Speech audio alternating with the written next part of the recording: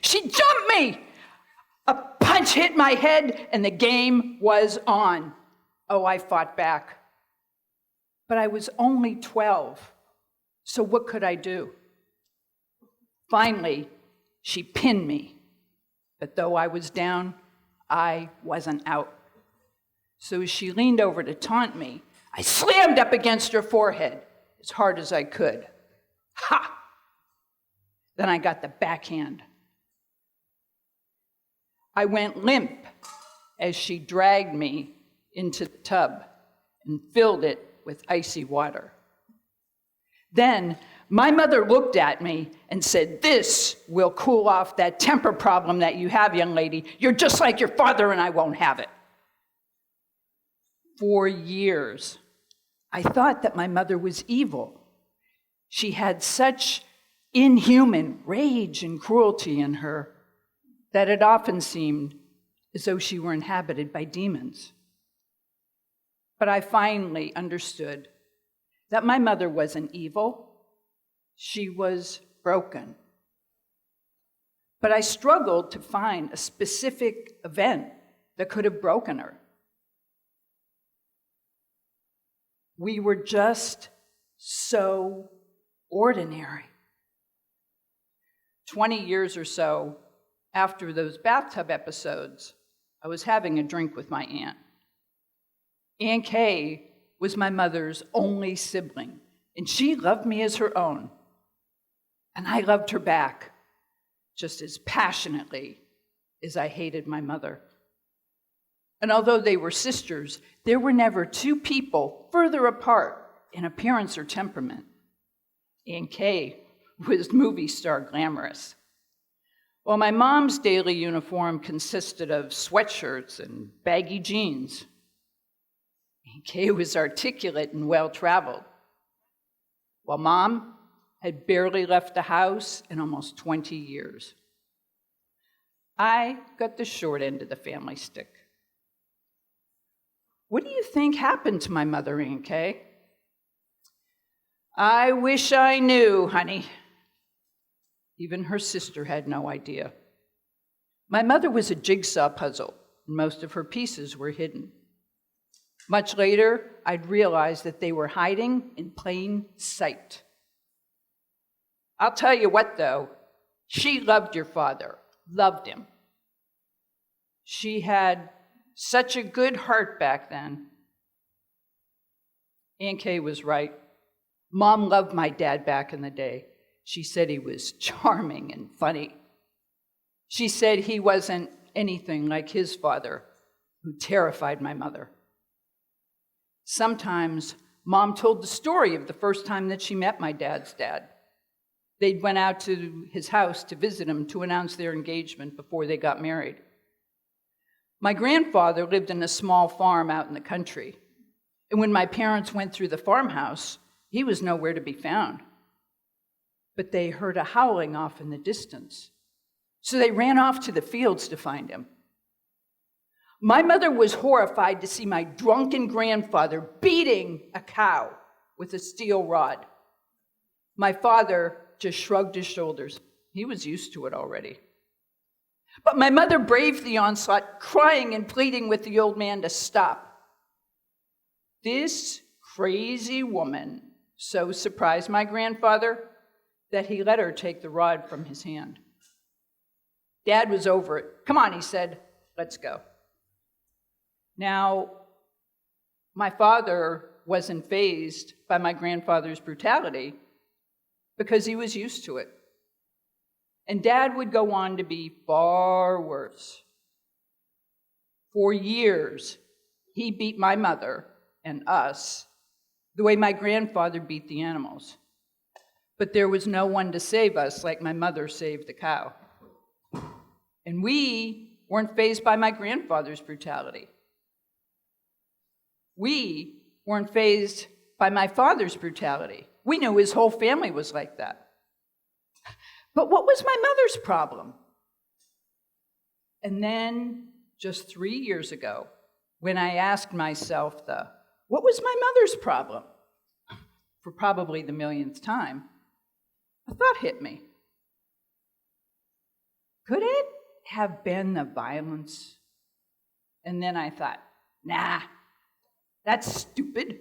Who in the hell can't take a beating? Whoa. Whoa. Who in the hell can't take a beating? My mother's hidden puzzle pieces clicked into place. They had been hiding in plain sight. The daily sweatshirts and baggy jeans finally made sense. Oh my God, I could hardly believe it. That was my turning point. That was when I truly understood that my parents weren't evil. They were broken. Violence was such a given in our house that it took me 5 decades to solve my mother's puzzle, because the violence was just so ordinary. Now, I was in therapy for almost 30 years, and not once in all those years of therapy did I connect my mother's mental illness with domestic violence and long-term abuse. And yet, there were some facts that I wasn't aware of. Fact, researchers have found that abused women who have been strangled and or hit in the head suffered the same traumatic brain injuries as those of professional football players. Long-term effects, including mental illness, remain unknown. Fact, UNICEF Global Research notes that over 1 billion people alive on the planet today have suffered from childhood violence.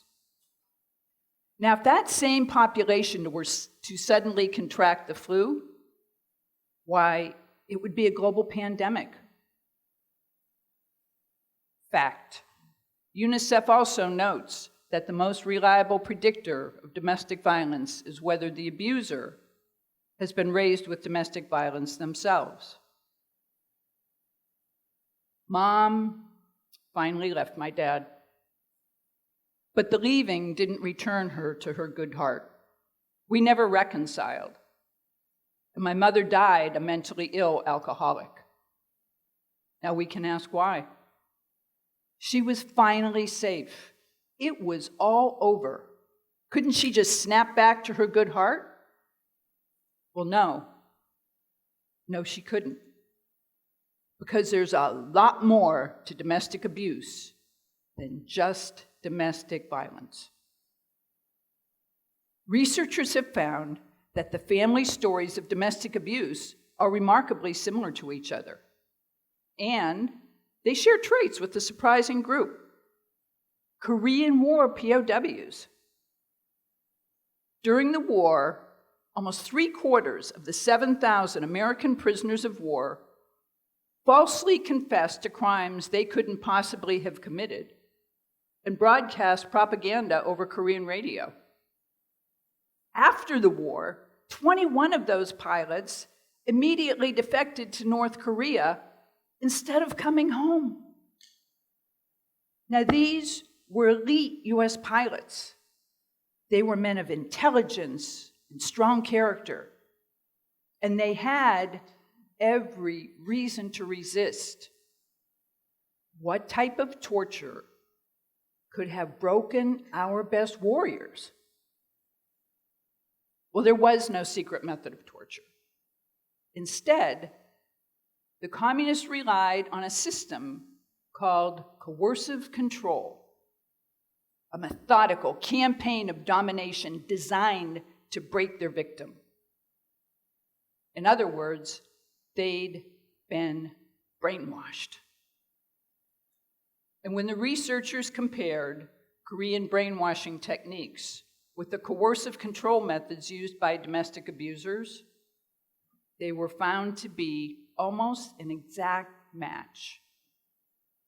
Both systems rely on isolation in order to break their victims. And the psychologists found that isolation made brainwashing extremely effective. taking no longer than 6 to 12 weeks. All methods of coercive control have one single purpose: to dominate and break the victim. The Koreans didn't just want to keep the POWs in a camp, they wanted to own them. Domestic abusers don't just want to get their way on a particular issue, they want to own their families. And what this means is that when subjected to the exact same techniques, the responses of abused women and children are no different from those of trained soldiers. The soldiers had every reason to resist, but they couldn't because they'd been isolated and broken. And when that happened, they could no longer differentiate the truth from the lies. And the same is true for abused women and children. My mother wasn't broken by the specific event that I looked for. She was broken by a process, a generational process, as was I. Ironically, my own journey back from isolation began when I became a soldier myself. The camaraderie and sense of family that I found at that Army base of Redstone Arsenal, Alabama, enabled me to begin the long journey back from family isolation and trauma. In our family, domestic abuse was a four-headed monster that cycled from generation to generation. Abuse, trauma, rage, and addiction. Violence and abuse traumatized the children, who then became enraged at that abuse. And then many of us turned to drugs and alcohol to numb our feelings. And around it went from one generation to the next. And in our household, there were only two roles: predator and prey. Control was currency in our house. You either had it or you didn't. Control or be controlled. Every day was an undeclared war with no possibility of truce and a military chain of command that quashed insubordination with an immediate show of force. But the domestic violence was just the tip of the iceberg. Fast track to domination and coercive control. And as the oldest, I ruled my siblings with the same iron hand that my parents did. It was our family heritage. And although I haven't participated in domestic violence as an adult, I kept the violent mindset. My anger came out in road rage incidents. So I'd get out of my car and offer to kick somebody's ass. Well, they'd either laugh or become even more annoyed once they saw the size of me. I've always been a fighter, but I learned to use my rage in a positive manner. It fueled my success. And that success has also meant healing the influence of domestic abuse on my life. The key to my healing lies in community, beginning with the sense of belonging that I first found in the Army. The solution to my mother's puzzle also lies in community, in connection. Domestic violence and abuse thrive in isolation. The POWs were held in isolation for months. My mother remained in isolation for years. The pain of isolation is healed in the solace of community. If you are a domestic POW, find your community. If you know a domestic POW, don't give up on them. Connect with them. Love them. Be their community. What has been broken in isolation must be healed in community.